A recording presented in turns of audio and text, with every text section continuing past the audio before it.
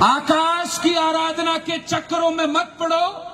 संग्राम ये घनघोर है, कुछ मैं लड़ूं कुछ तुम लड़ो। हम लोगों को ही मिलकर लड़ना है अगर ये व्यवस्थाएं सुधारनी है तो। बीकानेर के पीबीएम अस्पताल में व्याप्त व्यवस्थाओं के विरोध में और अस्पताल के अंदर आने वाली प्रसूताओं की इलाज में लापरवाही के चलते और दवाइयों की गुणवत्ता की कमी के कारण लगातार हो रही मौतों के विरोध में हमने बीकानेर के पीबीएम बचाओ संघर्ष समिति के आह्वान पर आज एक दिन का ये सांकेतिक धरना और प्रदर्शन रखा है। मैं बीकानेर की जिला कचहरी पर आज इस धरने में मंच पर उपस्थित जितने भी गणमान्य लोग यहां मौजूद हैं, मैं सबका धन्यवाद देना चाहता हूं कि आप सब लोग वो लोग हैं, आने वाले समय के अंदर जब इतिहास में चर्चा होगी, जैसे देश गुलाम हुआ करता था तब आजादी की लड़ाई लड़ने वालों का नाम बहादुरों में और तमाशा देखने वालों का नाम गुलामों में लिखा जाता है, वैसे ही आपका नाम और आपका नाम लिखा जाएगा। इसलिए मैं आप सब लोगों को धन्यवाद देना चाहता हूं। बीकानेर जिले के साथ राजस्थान के अलग अलग कोनों से कोई चूरू से साथी आए, कोई गंगानगर हनुमानगढ़ से आए। आप सबका सामने उपस्थित जितने भी नौजवान साथी हैं, बुजुर्ग हैं, आप सबका मैं धन्यवाद देना चाहता हूं। आप सब लोग केवल 2 दिन का समय मिला, क्योंकि आचार संहिता की चर्चा चली कि 18 तारीख को आचार संहिता लग जाएगी, इसलिए केवल 2 दिन का समय मिला। और मैं जिले के प्रशासन को और राजस्थान की सरकार को बता दूं, ये तो सिर्फ ट्रेलर है, जरूरत पड़ी तो फिल्म दिखाने के लिए भी तैयार है, लेकिन पीछे नहीं हटेंगे। केवल 2 दिन का समय मिला, साथियों से संपर्क नहीं हो पाया। अस्पताल के अंदर जो अव्यवस्थाएं हैं उनको तत्काल सुधारा जाए। एक महिला जो नई जिंदगी को इस दुनिया में लाने के उद्देश्य के साथ पीबीएम अस्पताल के अंदर आती है, उसकी जब लाश जाती है तो उसके घर की क्या स्थिति होती है, वो सब चीजें मैंने करीब से महसूस की। ये बच्चा देख रहे हैं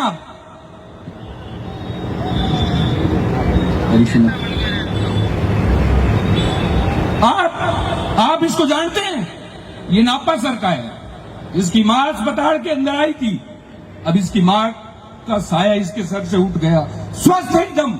उसके बाद में भी अगर घरों में बैठे रहे तो आने वाला समय माफ नहीं करेगा। आज ये बच्चा अनाथ हुआ है, कल आपके बच्चे भी अनाथ होंगे, मैं गारंटी के साथ कह रहा हूं। इसलिए निवेदन करना चाहता हूं आपसे, ये लड़ाई मुझे तकलीफ किस बात की होती है? मेरा काम इस जिले के अंदर कहीं रुकता नहीं है, लेकिन लोगों का जमीन मर चुका है, लोग घरों पर सो रहे हैं, लेकिन आपके घर का कोई मरेगा तो भी रामनिवास कूकड़ा तैयार खड़ा रहेगा। ये जबान देता हूं आपको, लेकिन जमीर को जगाएं, ये निवेदन करना चाहता हूं। इसका नाम हरीश है, इसकी मां थी कमला, जो अस्पताल के अंदर आई थी एक नई जिंदगी को इस दुनिया में लाने के लिए। इलाज में लापरवाही के चलते इस बच्चे के सर से मां का साया उठ गया।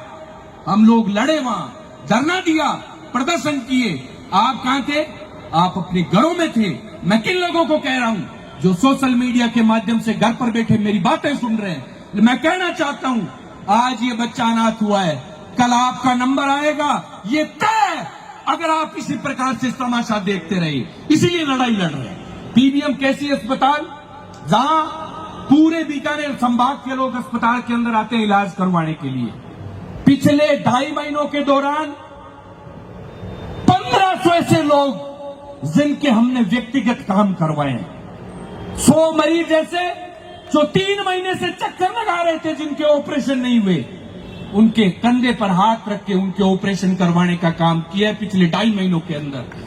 200 ऐसे मरीज जिनको डॉक्टरों ने दवाइयां लिखी 10,000 से 12,000 की, 15,000 की, वो दवाइयां अस्पताल में नहीं थी। वो दवाइयां कहा बाहर से मेडिकल से लेके आए, और वो गरीब परिवार का व्यक्ति था। अस्पताल प्रशासन से बात करके उन 200 मरीजों को वो दवाइयां अस्पताल में उपलब्ध करवाने का काम हमने किया पिछले 2.5 महीनों के अंदर। 500 ऐसे लोग जो वार्डों के अंदर पड़े थे, जिनके टाकियां पड़ गई शरीर पर, पट्टियां तक नहीं हो रही थी, उन 500 लोगों के कंधों पर हाथ रख करके उनका इलाज हमने करवाने का काम किया है। 300 ऐसे लोग जो जांचों के लिए धक्के खा रहे थे, दर दर की ठोकरें खा रहे थे, ऐसे 300 लोगों की जांचें करवाने का काम हमने इन 2.5 महीनों के अंदर किया है। इसलिए मैं कहना चाहता हूं, आपको जागरूक होना पड़ेगा। अस्पताल के क्या हालात हैं? पीबीएम केवल अस्पताल नहीं है, बीकानेर संभाग की जीवन रेखा। जब जरूरत पड़ती है आदमी भाग के पीबीएम आता है। आज हालात कैसे कर दिए? अस्पताल के अंदर सुई नहीं है, अस्पताल में ग्लव्स नहीं मिलेंगे, अस्पताल में दवाई उपलब्ध नहीं है। आप जिस प्रकार से चुप बैठे हैं, आप चुप रहे तो मैं गारंटी के साथ कह रहा हूं 5 साल बाद आपको मांचे का भी किराया पीबीएम अस्पताल के अंदर देना पड़ेगा, क्योंकि आप लोग कमजोर हैं, घर पे बैठ के तमाशा देख रहे हैं। हालात क्या हो रहे हैं? अस्पताल के अंदर आईसीयू में बिजली नहीं है। जो मरीज गंभीर स्थिति के अंदर वेंटिलेटर पर पड़ा है, जिंदगी और मौत की लड़ाई लड़ रहा है, जो मशीनों के सहारे इस दुनिया के अंदर जिंदा है, उसके आईसीयू के अंदर बिजली चली जाती है। एक्सरे करवाने के लिए मरीज चला जाता है, बिजली चली जाती है। वार्डों के अंदर पंखे बंद पड़े, वार्डों के अंदर कूलर बंद पड़े, शौचालय बंद पड़े, पीने के लिए पानी नहीं है। तो क्या चाहते हैं आप? ये चाहते हैं कि अस्पताल के ताला लगेगा तब बोलोगे? उस समय का भी इंतजार करो, ज्यादा दूर नहीं है वो समय, बहुत जल्दी वो समय आएगा जब अस्पताल के गेट पर ताला लगा मिलेगा कि यहाँ केवल मंत्री की औलाद और किसी बड़े व्यापारी की औलाद का ही यहाँ पर इलाज होगा। वो समय भी बहुत करीब है, मैं आपको कहना चाहता हूँ। इसलिए निवेदन करना चाहता हूँ, अस्पताल के हालात बड़े खराब हैं। मैं थोड़ा भावुक व्यक्ति हूँ, ऐसे परिवारों की स्थितियां देखते हैं तो चाहे खुद का घर कुर्बान पड़े करना, मैं पीछे नहीं रह सकता। मैं तो जान लगानी पड़े तो लगाऊंगा, ऐसे लोगों के लिए लड़ूंगा। तो मैं आपसे एक ही निवेदन करना चाहता हूं, राजस्थान की सरकार से मांग कर रहे हैं, पूरे राजस्थान के अंदर अस्पतालों की स्थितियां बदहाल पड़ी है, लगातार प्रसूताओं की मौतें हो रही है।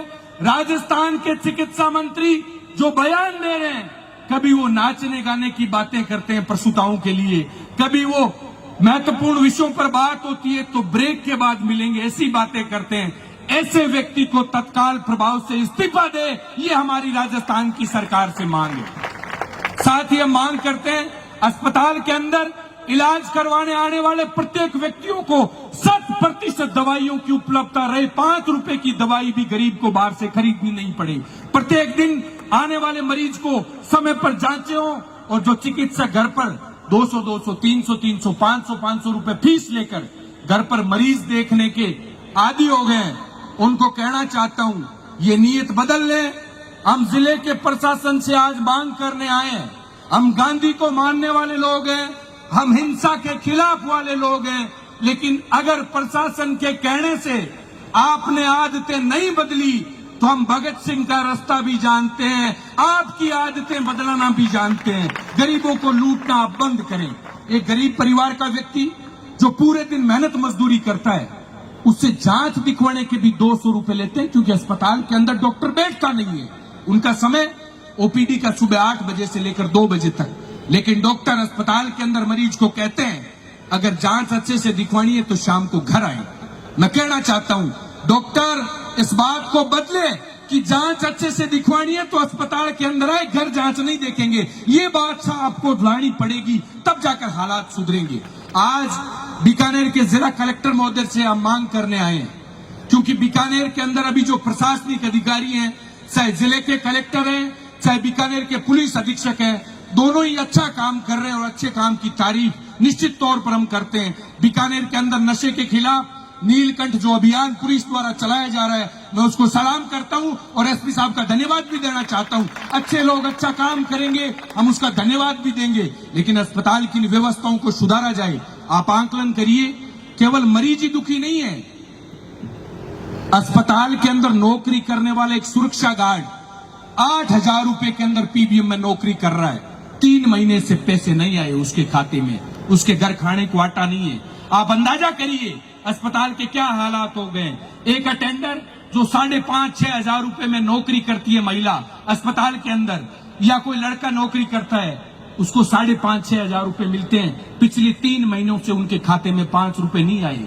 लैब टेक्नीशियन नौजवान जो बैठे हैं अस्पताल के अंदर, जो वहां पर लैबों के अंदर जांचें करते हैं, पिछले 8 महीनों से उनके खाते में पैसे नहीं आए। हमारी मांग है तत्काल प्रभाव से उन गरीब लोगों के खातों में पैसे डाले जाएं, और समय पर पैसे नहीं डालेंगे तो उसके लिए पेनल्टी तय की जाए और उस फर्म को ब्लैकलिस्ट करने का काम करें, ताकि ऐसे चोरों को अस्पताल से छुट्टी हो सके। ये मांग भी हमने इसमें शामिल करने का काम किया है। केवल हमारा उद्देश्य सिर्फ मरीज नहीं है, वो गरीब व्यक्ति जो अस्पताल के अंदर बड़ी उम्मीद लेकर आता है, जो गरीब परिवार का व्यक्ति है, जो सरकार से आस लेकर आता है, अगर उसके साथ अन्याय होगा, हम पूरी ईमानदारी के साथ, पूरी निष्ठा के साथ उसके साथ मजबूती से खड़े रहेंगे। साथ ही अस्पताल के अंदर चाहे जो कूलर पंखे बंद पड़े उनको सही किया जाए, जरूरत पड़े तो उनको नए लगाने की पड़े तो उनको नया लगाया जाए। पार्किंग के नाम पर लूट चलती है, हम अस्पताल जाते हैं, काम से पर्ची काट के हाथ में पकड़ा देते हैं, 20 रुपए लगेंगे, बाप का राज थोड़ा ये व्यवस्था भी तत्काल बंद करी जाए। ये बात भी हम आज जिले के कलेक्टर महोदय से करने का काम करेंगे। इन तमाम मांगों को लेकर बाकी मांग पत्र में आप लोगों के बीच में साझा करना चाहता हूं। जिन 15 सूत्री मांगों को लेकर आज हम सब लोग इकट्ठा हुए हैं, इनका केवल एक ही उद्देश्य है कि अस्पताल के अंदर जो अव्यवस्थाएं हैं वो तत्काल प्रभाव से सुधरे। सबसे पहली हमारी मांग है, अस्पताल के अंदर दवाइयों की उपलब्धता सुनिश्चित की जाए। 2 नंबर हमारी मांग है, अस्पताल में मरीजों की जांचें तत्काल हो और तत्काल उनको रिपोर्टें अस्पताल के अंदर उपलब्ध हो। साथ ही वार्डों के अंदर कूलर पंखे बंद पड़े उनको शुरू किया जाए। और जो अस्पताल के अंदर मेडिकल सेंटर बने हुए हैं, जिनको डीडीसी बोलते हैं, ड्रग डिस्ट्रीब्यूशन सेंटर, वहां पर एक व्यक्ति रहता है, केवल हेल्पर नहीं है, वहां पर मरीजों को आधे घंटा खड़ा रहना पड़ता है। वहां पर हेल्परों की भी नियुक्ति की जाए, ताकि तत्काल हम दवाई लेने जाएं तो हमें दवाई वहां पर उपलब्ध हो सके। साथ ही चौथी मांग है कि पेयजल की व्यवस्था तत्काल सुधारी जाए। अस्पताल के अंदर पेयजल तक की व्यवस्था है, शौचालयों की स्थितियां सबसे ज्यादा खराब है, आदमी वहां वॉशरूम तक नहीं जा सकता, इसलिए उन शौचालयों के अंदर साफ सफाई की व्यवस्था की जाए। गार्डों के इनका समय पर वेतन दिया जाए और जो अस्पताल के अंदर दवाइयां हैं जिनकी गुणवत्ता में कमी है, उसके लिए एक जांच कमेटी बनाई जाए और गुणवत्ता के अंदर सुधार किया जाए। साथ ही जो अस्पताल के अंदर केवल अधीक्षक के भरोसे आप अस्पताल नहीं छोड़ सकते, एक आईएएस अफसर की नियुक्ति की जाए जो पूरे अस्पताल को चलाने का काम करे। एक ईमानदार व्यक्ति वहां बैठा रहे ताकि इन चोरों पर नियंत्रण कर सके।